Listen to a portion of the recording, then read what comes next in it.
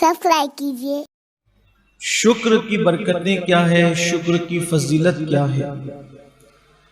دیکھیے، شکر جب انسان کو اللہ تبارک و تعالیٰ کوئی نعمت دے تو اللہ کا احسان مان کر بندہ اس نعمت کو اللہ کی طرف سے من جانب اللہ تصور کرتے ہوئے اس کا شکر ادا کرے کہ تو نے دیا۔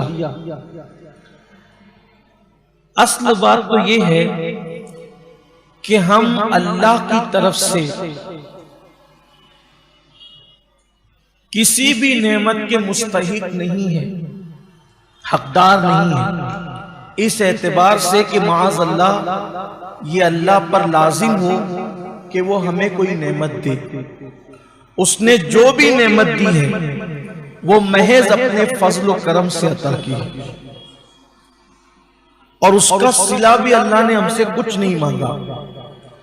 اور اللہ تبارک و تعالیٰ کی کسی بھی نعمت، کوئی ایک نعمت کو لے لیں، اس ایک نعمت کو اگر ہم شمار کرنا چاہیں، ایک نعمت شمار کرنا چاہیں تو ہم اس کو شمار نہیں کر سکتے۔ آپ سوچیں گے ایک نعمت کو کیسے شمار نہیں کر سکتے؟ اس کی وجہ یہ ہے کہ ایک نعمت کے اندر اتنی نعمتیں پوشیدہ ہیں کہ آپ اس کو گنتے گنتے تھک جائیں گے لیکن آپ اس کو شمار نہیں کر سکیں گے۔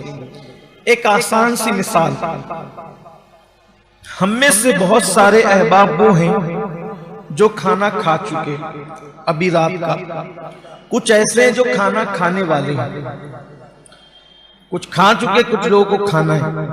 ایک لقمہ اٹھائیے۔ لقمہ کسے کہتے ہیں؟ روٹی، سبزی ہو، دال ہو یا سالن ہو۔ آپ نے اس روٹی کو سالن میں بھگویا اور وہ بن گیا ایک لقمہ، اور وہ لقمہ ہے ہماری انگلیوں کے درمیان۔ اب یہ ایک لقمہ جو ہمارے ہاتھ میں آیا ہے، ابھی منہ میں نہیں گیا، اس کے ساتھ کتنی نعمتیں شامل اور چمٹی ہوئی ہے اس کا اندازہ کریں۔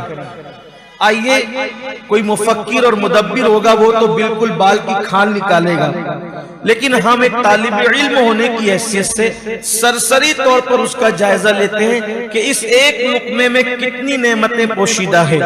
نمبر ایک، یہ جو لقمہ بنا ہے یہ گیہوں سے بنا ہے۔ گیہوں بننے سے پہلے کن مراحل سے گزرا ہے اور اس کو گزارا کس نے ہے؟ لقمہ بننے سے پہلے یہ لقمہ روٹی تھا، روٹی کو کسی کے ہاتھ نے بیل کر پکایا، وہ ہاتھ کس نے دیے؟ اب شمار کرتے جائیے۔ وَإِن تَعُدُّوا نِعْمَةَ اللَّهِ لَا تُحْصُوهَا، جو قرآن نے فرمایا نا کہ اگر تم اللہ کی کسی نعمت کو شمار کرنا چاہو تو تم اس کو شمار نہیں کر سکتے۔ تو کیسے نہیں کر سکتے، ذرا اس کا اندازہ کریں۔ یہ لقمہ ہمارے ہاتھ میں روٹی کی شکل میں آنے سے پہلے جب یہ لقمہ نہیں تھا، صرف روٹی تھا، کسی ٹوکری میں، کسی چنگیری میں پڑا ہوا تھا، کسی برتن میں رکھا ہوا تھا، اس کو بنایا کسی ہاتھ نے، وہ ہاتھ اللہ کے دیے سے۔ دوسری بات، روٹی بننے سے پہلے وہ خمیر تھا، آٹے اور پانی سے دونوں کے وجود سے نمک بھی شامل کر لیں اس میں، تو یہ تین چیزوں کا مل کر کے خمیر بنا جسے روٹی کا آٹا کہتے ہیں۔ پانی برسایا کس نے؟ اب بولتے جائیں، اللہ نے۔ اس کے بعد نمک پیدا کس نے کیا؟ اللہ نے۔ اس کے بعد اب اس آٹے کی طرف جائیں۔ یہ آٹا بننے سے پہلے یہ گیہوں تھا۔ یہ گیہوں کیسے آیا؟ یہ گیہوں کبھی بیج تھا، اس بیج کو پھر کسی ہاتھ نے زمین میں ڈالا، سر کا پسینہ پیر سے آیا۔ اس وجود کسان کو کس نے بنایا؟ اللہ نے۔ اس کو کام سے کس نے لگایا؟ اللہ نے۔ اس کے دل میں بات کس نے ڈالی؟ اللہ نے۔ اس کے بعد جو آگے آگے بیل چل رہے تھے اسے پیدا کس نے کیا؟ اللہ نے۔ جب وہ بیج پیدا کرنے والی ذات کس کی ہے؟ اللہ کی ہے۔ پھر وہ بیج زمین میں گیا، اگر اللہ اللہ سارے بیجوں کو سڑا دیتا تو کیا یہ بیج کبھی گیہوں بن سکتا تھا؟ کبھی نہیں بن سکتا تھا۔ پھر وہ زمین کے اندر چلا گیا، اس کو پانی دینے کی توفیق اللہ نے جن ہاتھوں کو دی، وہ ہاتھ کس نے بنائے؟ اللہ نے۔ جو پانی پہنچا وہ پیدا کس نے کیا؟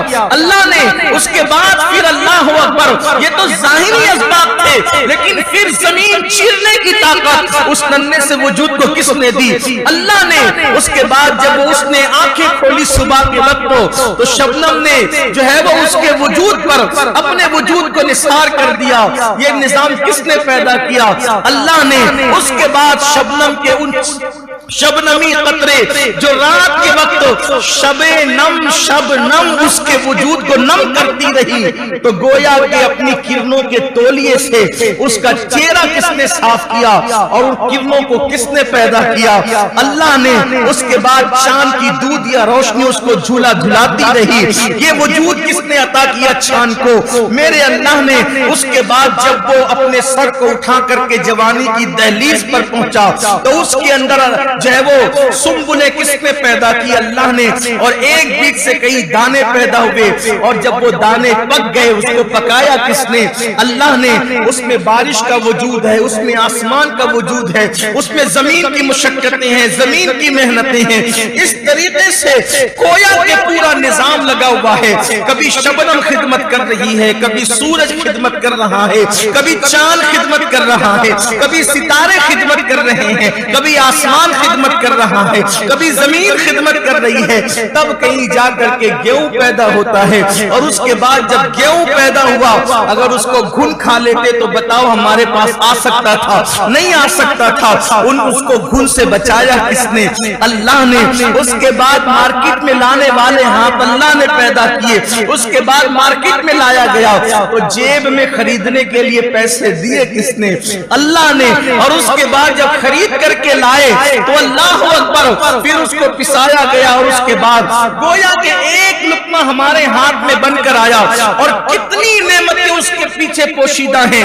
اسی لیے بندہ اب لقمہ لے کر کے بیٹھا ہے، اگر میرا اللہ اس ہاتھ کو ہی جو ہے وہ ناکام کر دے تو کیا وہ ہاتھ منہ تک کے پہنچ سکتا ہے؟ نہیں پہنچ سکتا۔ چلے پہنچ گیا، چبانے کی طاقت چھین لے تو کیا وہ پیٹ تک پہنچ سکتا ہے؟ نہیں پہنچ سکتا۔ ہاتھ کو طاقت دی منہ تک پہنچائے، منہ میں دانت پیدا کیے تاکہ وہ چبائے، زبان کے اندر طاقت پیدا کی وہ لذت محسوس کرے، اور اس کے بعد چبا چبا کر جب حلق کے نیچے گزار دے، اور جب حلق کے نیچے لقمہ چلا جائے انسان کا اختیار ختم ہو جائے، اگر وہ کھانا اللہ ہضم نہ ہونے دے تو بتاؤ پیٹ میں کتنی تکلیف ہوگی، کتنی مشقتیں ہوگی۔ لیکن اللہ نے ایسے لعاب پیدا کیے جس سے وہ کھانا ہضم ہوتا ہے۔ اللہ اکبر۔ پھر پیٹ میں جاتا ہے، پیٹ میں جانے کے بعد آنتوں میں جا کر کے کبھی وہ کام کا ہوتا ہے، کبھی ناکام ہوتا ہے۔ کام کی چیز پیٹ میں رہ جاتی ہے، اور جو ناکام ہوتی ہے ناکام کی نہیں ہوتی، فضلے کی شکل میں اس کو باہر کر دیا جاتا ہے۔ بولیے یہ ایک لقمہ ہے، لیکن اللہ کا نظام قدرت کیسے کام کر رہا ہے۔ کبھی ہم نے غور کیا؟ اللہ کی نعمتیں یہ ہے۔ کمنٹ شیئر ضرور کریے۔